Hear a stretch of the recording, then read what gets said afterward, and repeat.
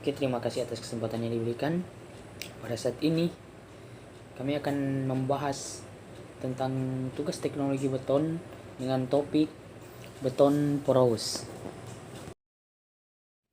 Dengan nama anggota kelompok, yang pertama Kristiadi Lendo, yang kedua Stella Rampisela, dan yang ketiga Ricky Sumolang. Nah, apa sih yang dimaksud dengan beton poros? Atau apa sih beton poros ini? Nah, beton poros atau poros konkret adalah material beton spesial dengan porositas tinggi, yaitu antara 15 sampai 30%, rongga udara sehingga mudah untuk dilalui oleh air.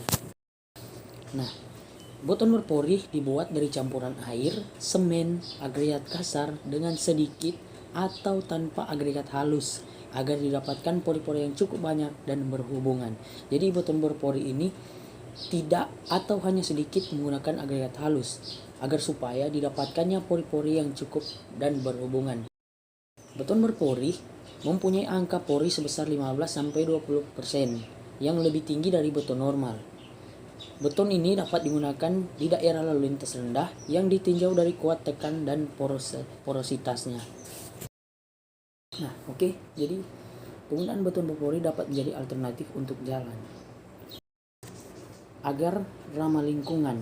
Nah, tujuan untuk menghentikan peresap alami yang tertutup oleh pembangunan dan pemukiman atau berkurangnya lahan akibat pembangunan yang kedap air.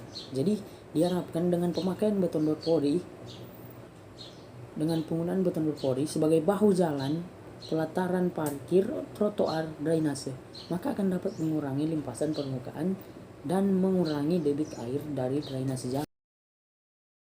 Nah, inilah contoh gambar dari beton poros. Fungsi penggunaan beton berpori untuk bahu jalan. Jadi, penggunaan beton berpori untuk bahu jalan itu berfungsi sebagai drainase, atau dia yang meneruskan air ke dalam tanah agar dapat mencegah berkurangnya kekuatan perkerasan utama pada jalan. Material-material penyusun beton poros yaitu yang pertama agregat, yang adalah butir-butir pecah, kerikil atau mineral lain berasal dari alam maupun buatan yang berbentuk mineral padat berupa ukuran besar maupun kecil.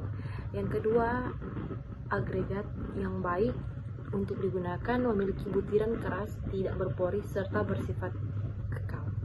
Material penyusun yang kedua yaitu semen.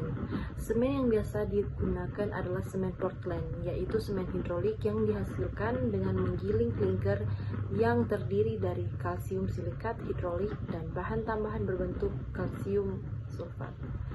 Dan yang terakhir adalah air. Kualitas air yang digunakan dalam campuran beton berpori tidak berbeda dengan beton normal, di mana air yang digunakan memiliki kualitas yang baik juga, sesuai dengan persyaratan SNI 036817/2002. Beton berpori mempunyai angka pori sebesar 15-22% lebih besar dari beton normal.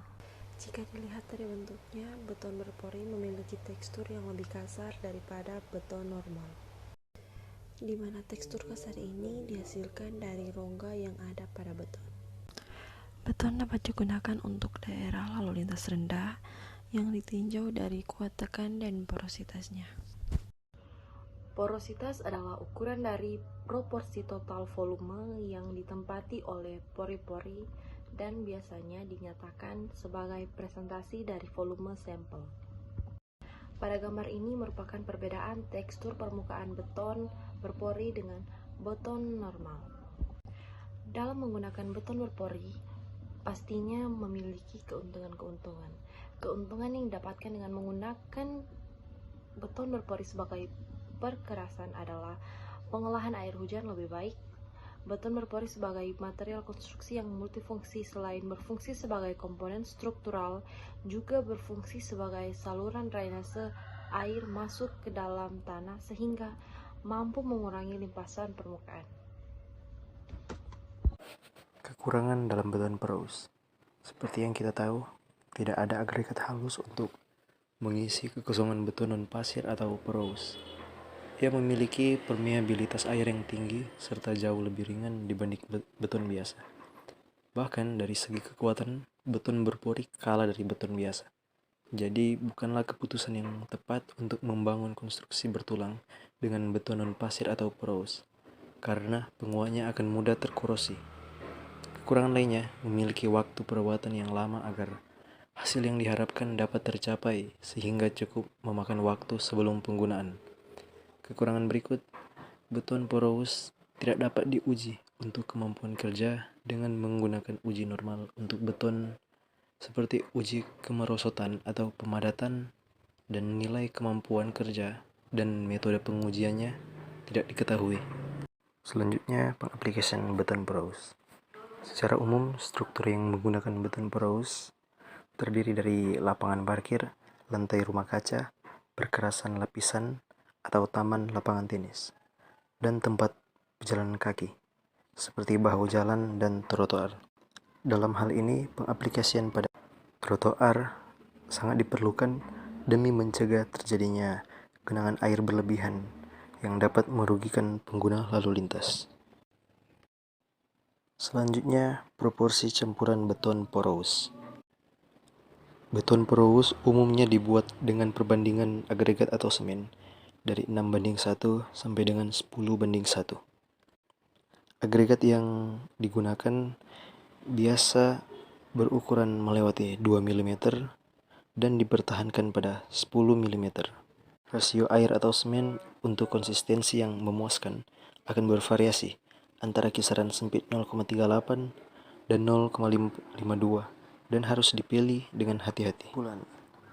Dapat disimpulkan bahwa beton porous bisa diartikan beton non-pasir atau bentuk yang dikembangkan dari beton normal ke beton yang 20-25% berongga dengan metode yang berbeda. Agar berfungsi dengan baik, beton porous harus diaplikasikan pada area datar atau rendah. Pada saat mempersiapkan subgrade atau tanah dasar untuk mencapai permeabilitas yang diperlukan, seperti jalan berkecepatan tinggi atau jalan terpapar oleh lalu lintas beban berat. Sekian dari kami, terima kasih.